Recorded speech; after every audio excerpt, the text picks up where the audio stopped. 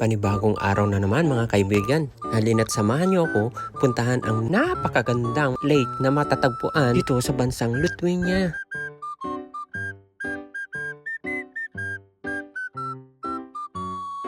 Kitang-kita naman sa bahay pa lang mapapa-wow sa kagandahan nito.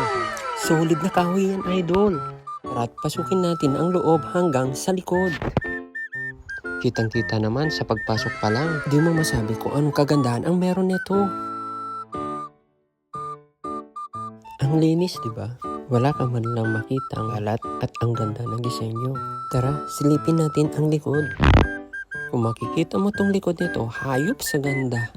Napakatahimik dito. Akalain mo yung nasa pinikula ang itsura. Kitang-kita naman, di ba?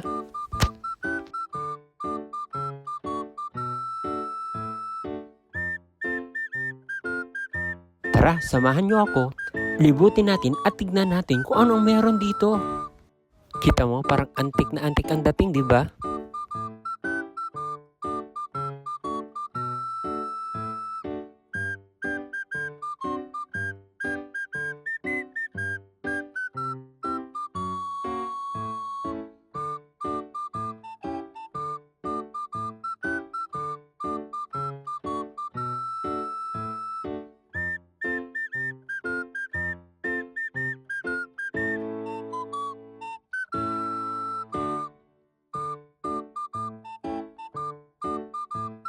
Kitang-kita naman na napakatahimik, walang kapitbahay na maingay, malayo sa syudad, at magandang pangbahay bakasyonan.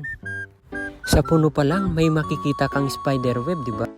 Di mo nga malaman kung gagamba ba yan o langgam. Kita mo naman yung terrace, napakalinis. Kakainis. Kwento nga sa akin, may-ari ng bahay na ito. Yung tubig na to, pagdating ng winter, magmistulang yelo sa lamig. At ang tataas ng mga puno.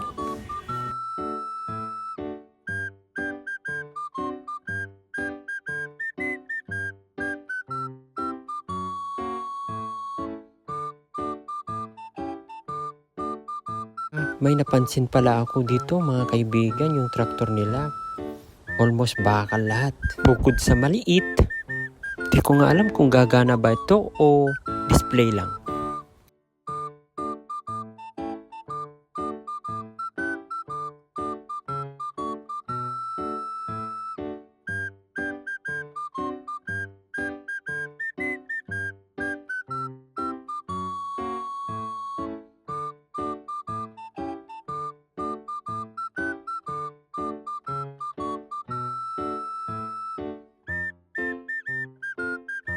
Ayan, kita nyo yung kahoy na yan. Ire-ready nila yan for winter. Yun ang sabi ng may-ari ng bahay. Di ko na rin natanong kung paano nila ginagawa.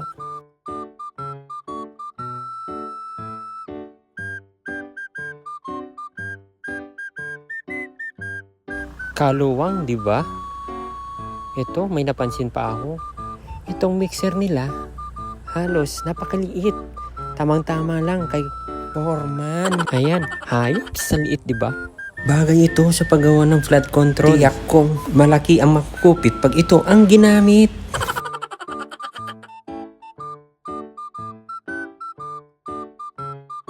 Ito, agaw pansin sa aking mata. Napaisip ako at napakamot. Paano kaya tatalbog ang bola kung ganito madamo? Aray ko! Siguro yung laro na basketball na may halong football.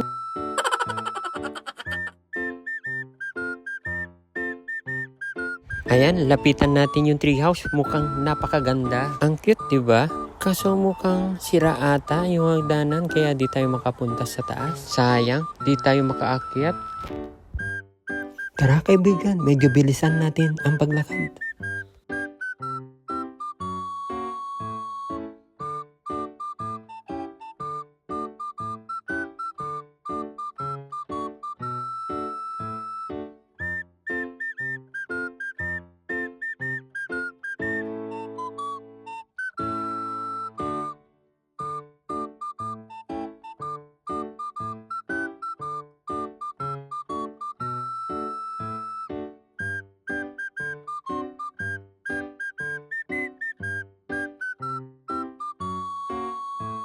Tara, balik na tayo at baka darating na yung mga werewolves. Nakakatakot pa naman pagsapit na ng dilim. Baka mapasama ako sa panood na Wrong Turn.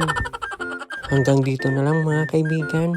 Salamat sa panonood. God bless you always.